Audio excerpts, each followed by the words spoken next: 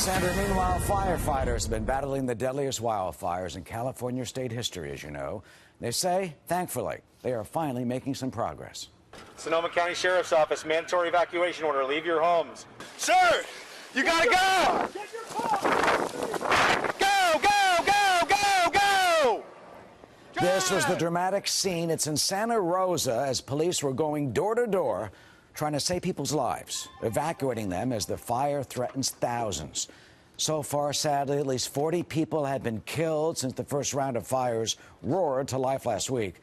And the devastation and destruction has been just overwhelming.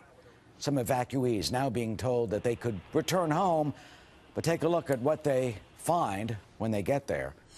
Claudia Cowan, live in Santa Rosa with us now. Claudia, I mean, many people, as we just saw, there's no home left. They can't find much.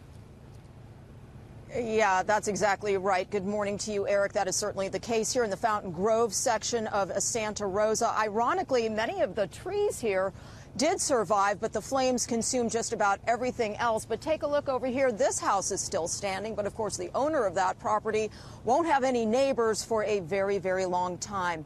But as you mentioned, the number of those under evacuation orders dropped significantly over the weekend from 100,000 to about 75,000 folks in Calistoga, Napa, and Solano County are now being allowed to see their property and what, if anything, is salvageable.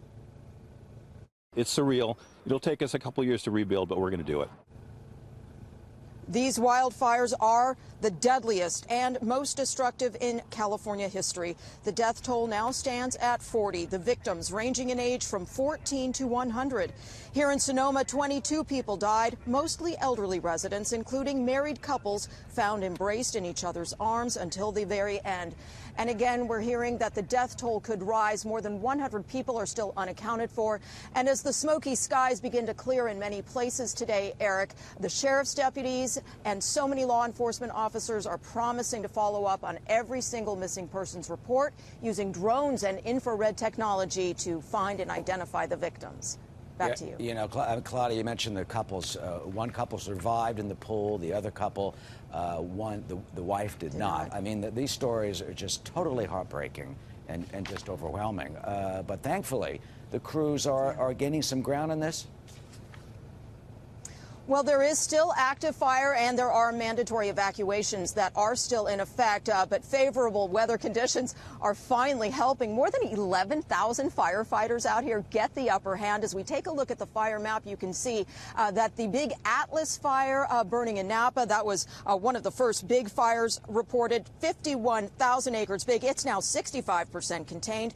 Here in Sonoma County, the Tubbs fire is 60% contained. The Nuns fire also 40% surrounded after burning 48,000 acres. And we expect those containment numbers to go up today as the weather improves. In fact, there's even a chance of rain in the forecast later this week. Eric. Rain is, thankful they have it. Claudia, thank you.